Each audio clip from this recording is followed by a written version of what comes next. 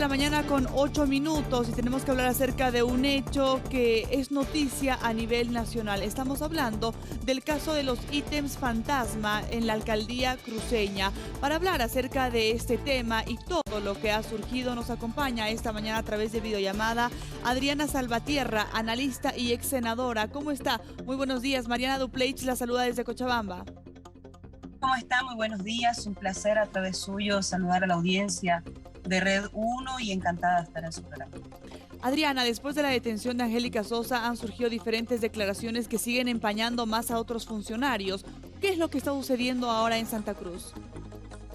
Mira, en realidad lo que se ha develado es una amplia red de contactos políticos que muestran de cuerpo entero cómo se estructura el poder de las logias en Santa Cruz.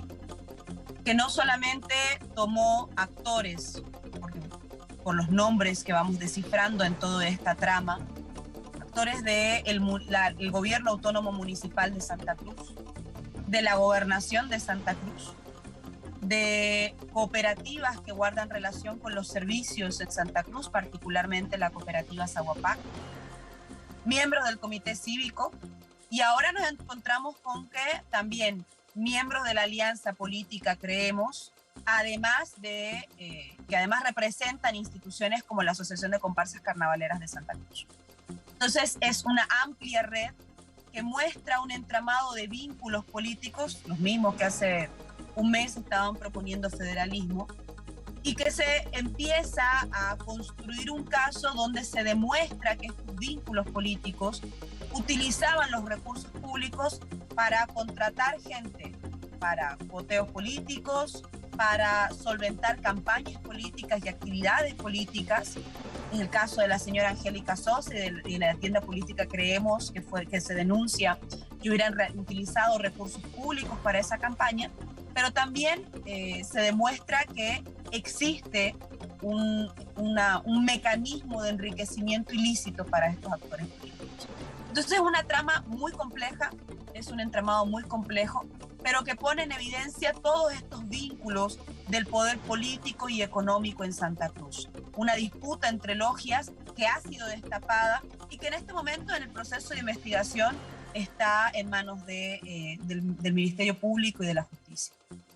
Adriana, no solo estamos hablando de ex autoridades, sino también vínculos familiares que han surgido en las últimas horas después de la denuncia del exdirector de Recursos Humanos, Javier Cedaño, que ha acusado a Sosa y a su esposo también de tener diferentes hechos de corrupción dentro de la alcaldía, contratos, extorsiones a gremialistas y a otros sectores.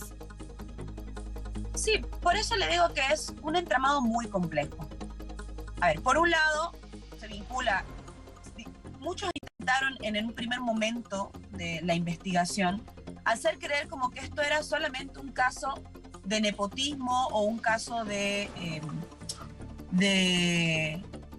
rentas que no estaba queriendo pagar una persona, rentas familiares.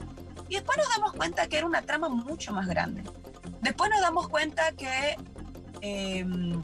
por las declaraciones de los propios vinculados en el caso, nos damos cuenta que utilizaban los recursos públicos para mover un aparato político en Santa Cruz, y ese aparato político no solo era la alcaldía de Santa Cruz, operaba en las elecciones nacionales, operó en las elecciones subnacionales de alcaldía y gobernación, pero después también se utilizaba para el enriquecimiento ilícito.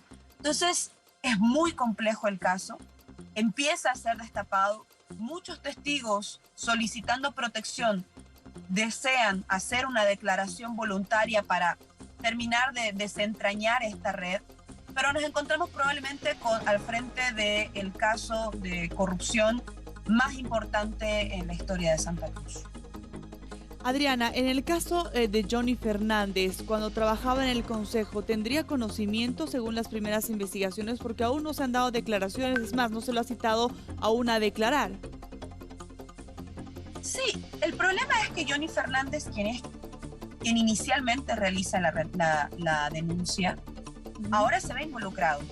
Porque la señora Angélica Sosa declara que a través de un pacto de gobernabilidad, entre comillas, el señor Johnny Fernández habría suscrito un acuerdo, o bueno, habría acordado con con la señora Angélica Sosa, que su silencio, el dejar de lado las facultades de fiscalización, costaba 600 ítems en el municipio de Santa Cruz. Es decir, entonces, puestos de trabajo. Claro, 600 contratos en Santa Cruz.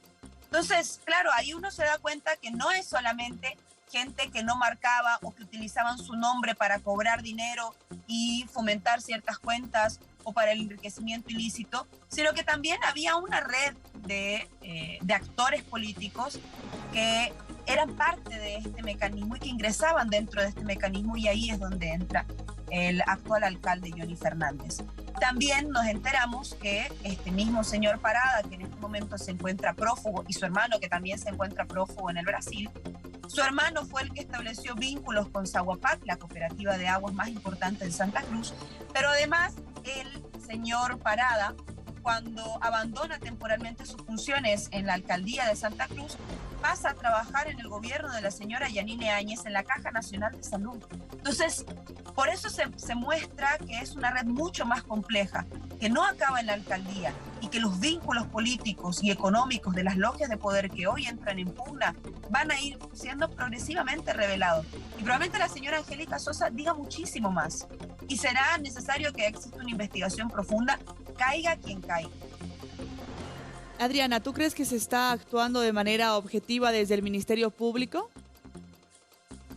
Claro, hay una investigación al frente y es deber del Ministerio Público la objetividad. Ahora, a mí lo que me parece es que hubieron 3 discursos iniciales para tratar de menospreciar el caso y no darle en realidad la dimensión real. Y eso tiene un claro interés de encubrimiento. El primero fue, como le mencioné, primero dijeron que era un problema de vínculos familiares, de nepotismo, de ausencia de pago de pensiones familiares, y que a eso se resumía el conflicto, como si fuera un conflicto amoroso. Y esto no es un conflicto amoroso, es la red de corrupción más grande de Santa Cruz. Pero además de eso, después dijeron, no, en realidad fueron las alianzas políticas entre Percy Fernández y Evo Morales.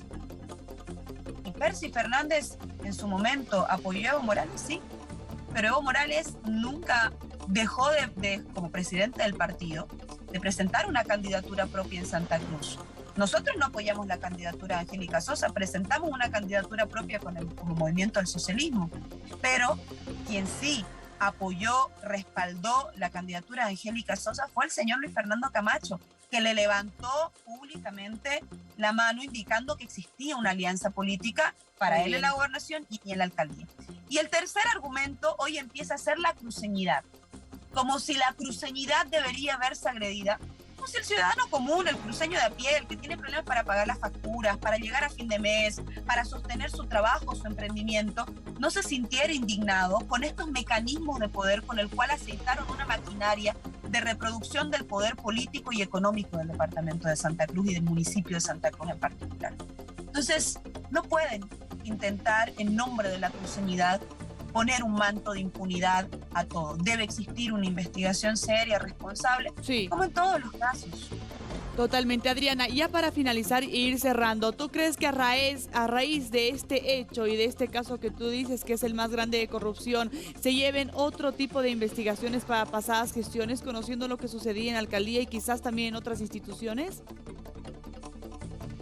Creo que lo importante es que se ha destapado un mecanismo que operaba en Santa Cruz y que probablemente ese mecanismo también exista en otras alcaldías. Y eso debe llevarnos más bien a fortalecer 2 elementos principales. El primero de ellos, por supuesto, la fiscalización del ente legislativo en cada una de las entidades territoriales, es decir, de los consejos municipales en las alcaldías, porque nos encontramos con que hubieron concejales que embargaron su voz. Y eso daña la democracia, daña la credibilidad del ciudadano en la participación política, en quienes él elige para que sean sus representantes. Y eso no lo podemos permitir. Y lo segundo es que deben fortalecerse los mecanismos de control y participación ciudadana para evitar que estos casos sucedan y para que los ciudadanos, desde sus formas organizativas propias en los distritos, las juntas vecinales, puedan ser parte de la verificación de la lucha contra estos mecanismos de corrupción. Muy bien, Adriana, te quiero agradecer por este contacto esta mañana. Gracias. En definitiva, va a ser un hecho y es un hecho que trae muchas repercusiones porque involucra a todo un departamento y probablemente un mecanismo, como le decía, que se puede estar operando en otras alcaldías. Estas son las autoridades pertinentes quienes realizarán las investigaciones. Que tengas muy buenos días, Adriana. Gracias por atendernos. Será hasta otra oportunidad. Continuamos en Cochabamba.